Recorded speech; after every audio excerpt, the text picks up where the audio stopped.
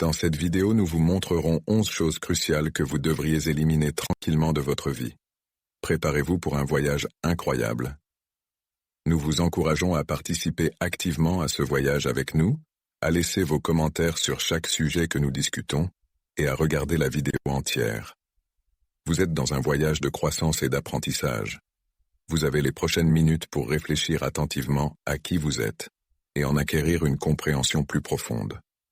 Nous pensons que les connaissances que nous allons transmettre vous transformeront et vous éclaireront.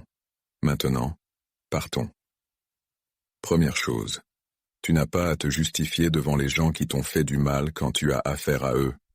Quand quelqu'un a une mauvaise attitude, il n'est pas nécessaire d'être critique envers eux, de se disputer avec eux ou de les confronter.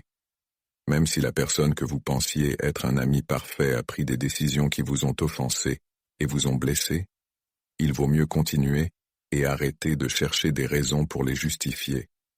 Restez composé et raisonnable tout en vous concentrant sur vous-même. Cette personne pourrait avoir besoin de votre aide à un moment donné dans l'avenir. Il suffit de dire non dans cette situation. N'hésitez pas à fournir une explication si nécessaire.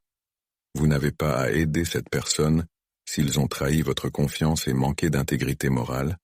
Ainsi, il n'y a pas besoin de se disputer ou de se battre. La meilleure façon d'agir est de couper tranquillement cette personne de votre vie, parce que leurs actions finiront par les rattraper. Laissez l'avenir décider ce qui est le mieux pour vous deux. Situation tandis que vous vous concentrez sur prendre soin de vous-même. Nous faisons preuve d'un grand respect pour nous-mêmes et pour nos frontières lorsque nous laissons tomber la nécessité de défendre ou d'expliquer nos décisions et que nous nous permettons plutôt d'aller de l'avant. La deuxième chose est des objectifs superflus. Il y aura des moments où vous comprendrez à quel point il est important de prendre des décisions, de se comporter d'une certaine façon ou de suivre votre propre chemin. Il y a des moments où vous devez abandonner certains objectifs afin de vous concentrer sur le chemin qui ressemble le plus à votre vrai moi.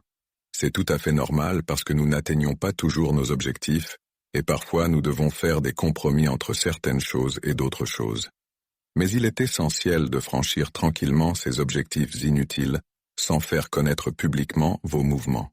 Ne donnez pas d'informations ou laissez des indices, car ils pourraient exposer votre tactique primaire. Lorsque les cartes vous sont distribuées, agissez de manière plus stratégique en éliminant subtilement les objectifs moins cruciaux et en effectuant de petits ajustements de vie constants. Agissez toujours avec discrétion, en préservant vos intentions et en laissant la sincérité vous guider dans la recherche du chemin qui convient le mieux à votre identité.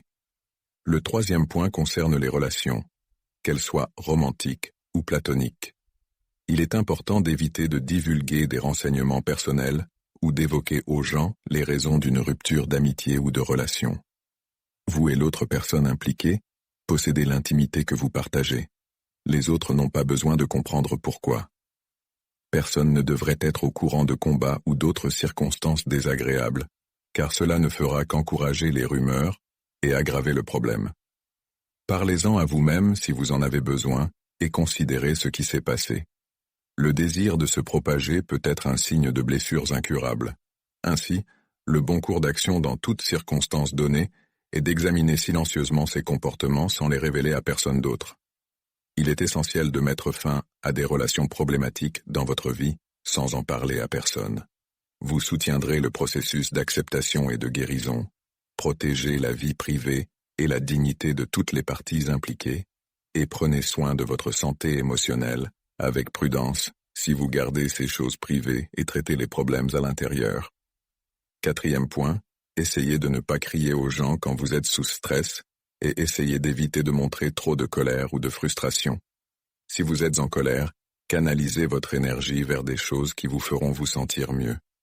Profitez au maximum de cette énergie en l'utilisant pour vous pousser vers vos objectifs et préparer votre corps à la gestion du stress. Arrêtez d'agir sur vos sentiments, donnez-leur un peu de réflexion et utilisez l'énergie accumulée pour quelque chose qui vous rendra plus fort. Mais procédez avec prudence et prudence. Perdre le contrôle peut révéler des faiblesses. Lorsque les choses se serrent, essayez de libérer tranquillement une partie de la tension en travaillant les choses, en faisant votre part et en utilisant la logique comme outil. N'annonce pas tes problèmes au monde. Au contraire, cultivez la gratitude en appréciant les gens et les choses qui sont déjà dans votre vie. Trouvez un moyen discret de libérer la tension tout en poursuivant l'harmonie intérieure et de meilleures méthodes de surmonter les obstacles. Pour démontrer que vous êtes vraiment intéressé par le changement, si vous avez lu jusqu'ici, je vous prie de laisser un commentaire. S'il vous plaît, n'hésitez pas à vous abonner et à laisser un like pour plus de vidéos comme celle-ci. Maintenant, continuons. 5e point. Ne pas transmettre vos opinions à d'autres personnes. En fait, vous devriez être complètement exempt de ces pensées. Lorsque vous parlez mal de quelqu'un, vous devriez réellement penser à l'image que vous représentez. Au lieu d'ajouter quelque chose d'intéressant à la conversation, ou de s'engager dans un dialogue intéressant, vous décidez de ruiner l'humeur, afin d'exprimer vos sentiments négatifs envers cet individu. Veuillez vous abstenir d'agir de cette façon. Évitez de faire des déclarations publiques sur les personnes que vous aimez ou détestez. Développez vos compétences diplomatiques. Vous pouvez essayer de garder une distance décente de quelqu'un que vous n'aimez pas, ou vous pouvez tenter de trouver un moyen de s'entendre. En outre, agissez toujours avec sagesse.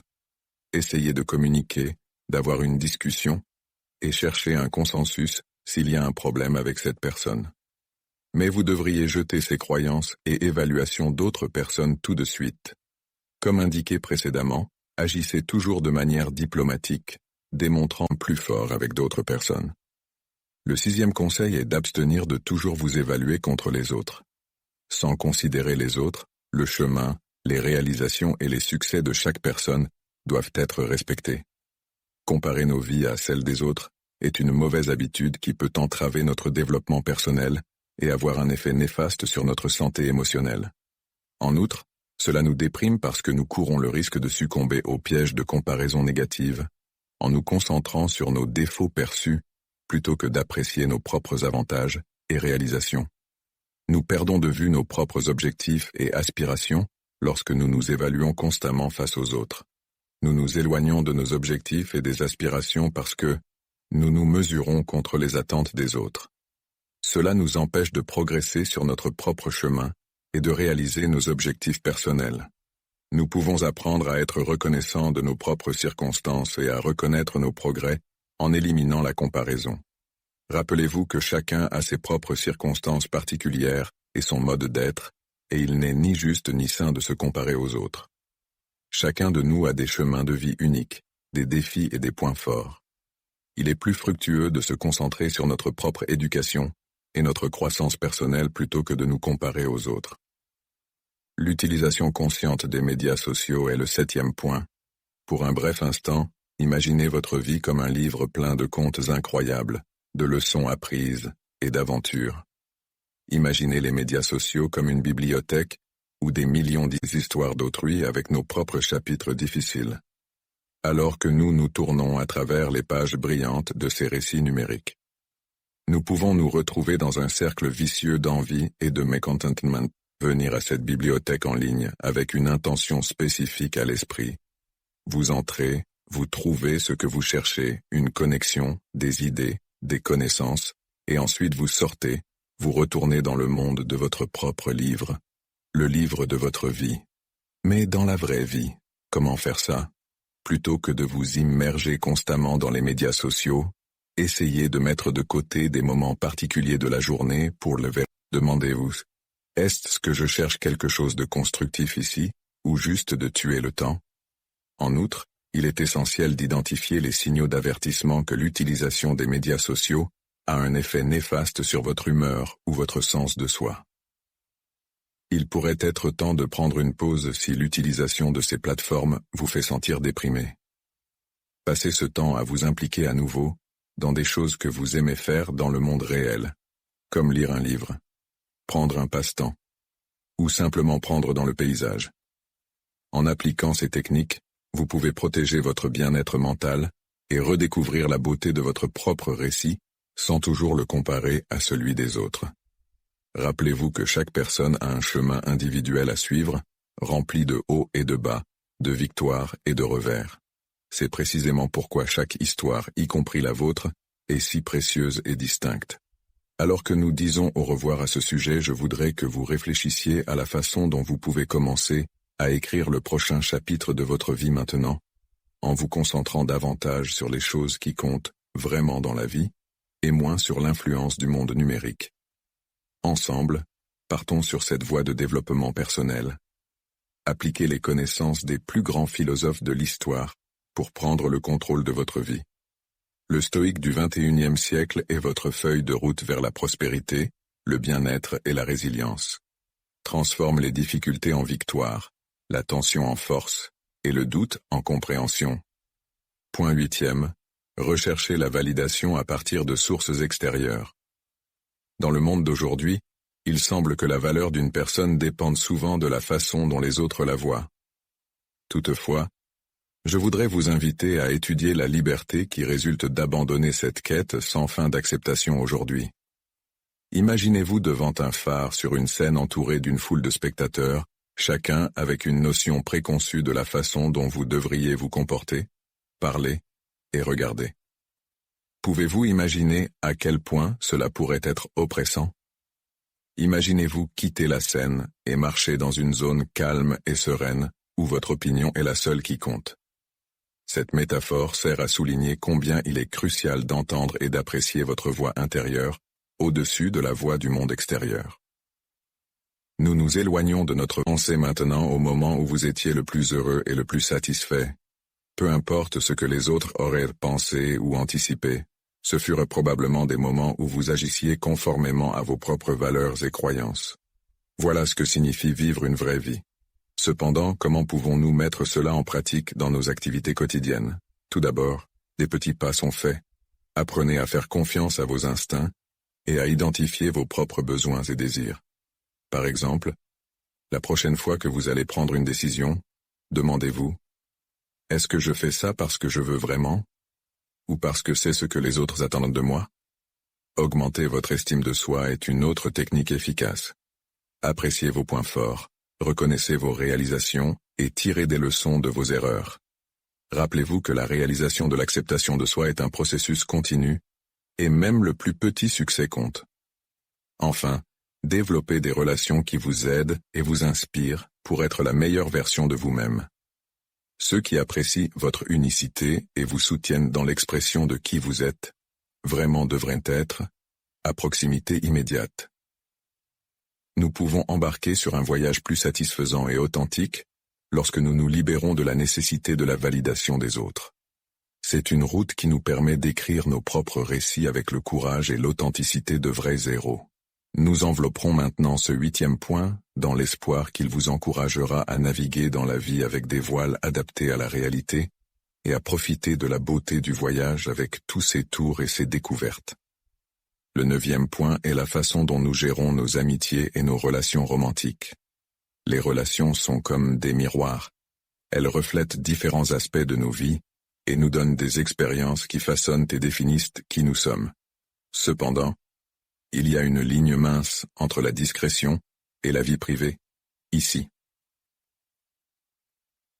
Considérez une relation comme un jardin caché, où vous pouvez cultiver des sentiments. Quel type de relation? Qu'elle soit romantique ou platonique. Mais vous devez toujours garder à l'esprit que ce jardin, ce récit partagé, est exclusivement à vous et à votre partenaire.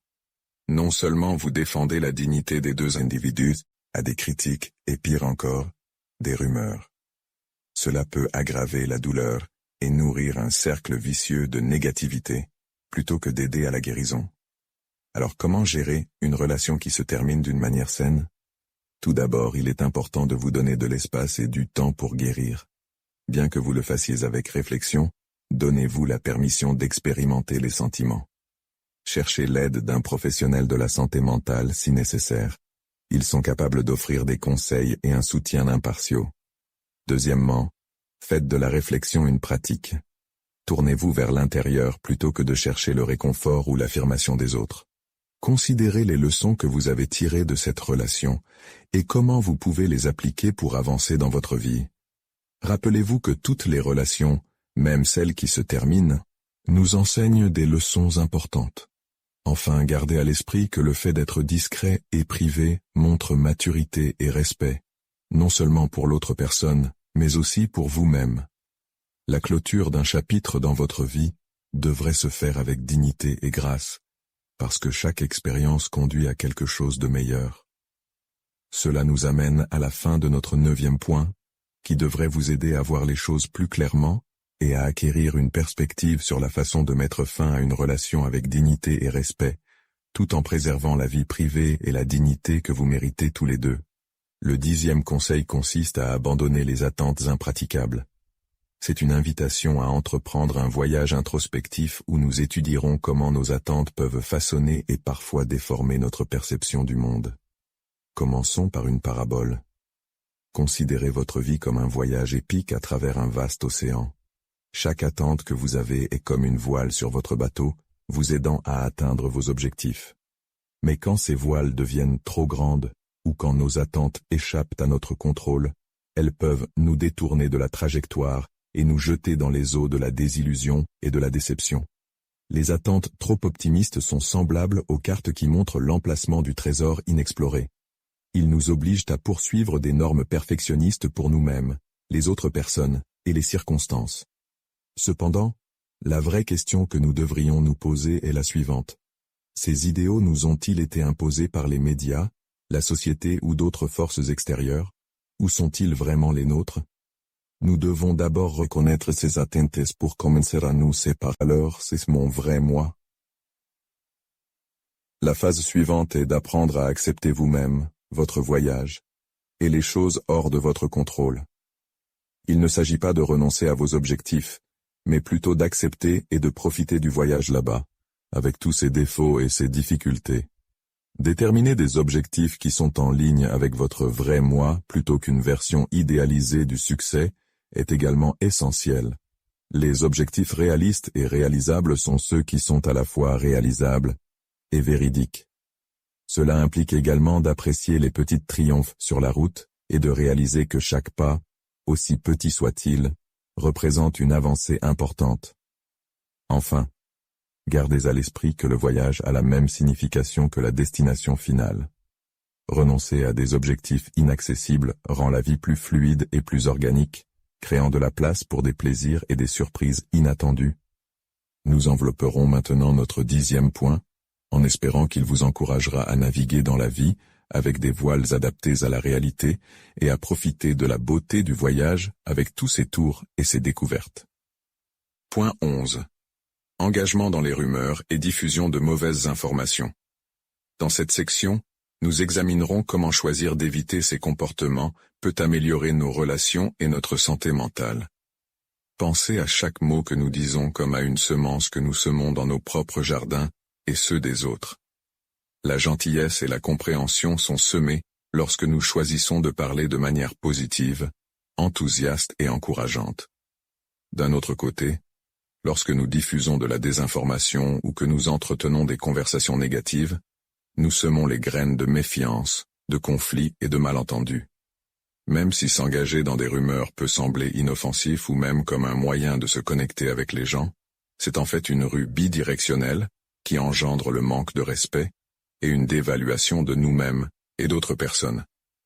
En outre, lorsque nous restons dans la négativité, nous soutenons une façon de penser qui nous rend difficile de remarquer les choses positives et positives qui nous entourent. Comment pouvons-nous alors prendre une autre voie et prendre une meilleure décision? Il est crucial de reconnaître d'abord les conversations dans lesquelles nous nous engageons. Essayez de changer subtilement le sujet ou de mettre l'accent sur quelque chose de positif à propos de la personne ou de la circonstance en question, quand une conversation se transforme en rumeur ou en critique inutile. En outre, travaillez sur votre empathie. Se demander « Voulez-vous que cela soit dit à mon sujet ?» Avant de parler ou de partager quelque chose à propos de quelqu'un d'autre, peut être un moyen puissant de garder nos conversations civiles et fructueuses. Créer une atmosphère positive autour de vous est une étape cruciale. Être en compagnie de personnes qui valorisent l'authenticité et la positivité dans les relations. Vous pouvez établir une culture mutuellement respectueuse et encourageante en travaillant ensemble. Enfin, gardez à l'esprit que vous êtes le premier à changer. Vous ne préservez pas seulement votre intégrité personnelle, mais vous conduisez aussi, par l'exemple, en refusant de vous engager dans les rumeurs et les critiques. En incorporant ces idées dans notre vie quotidienne, nous pouvons développer une attitude résiliente, optimiste et sympathique, qui favorisera un développement personnel plus réel et des interactions interpersonnelles significatives. Enfin, nous espérons que ce 11e point vous encouragera à choisir la bonté, le positivisme et le respect dans vos interactions, et à être un phare dans un monde parfois entouré de négativité.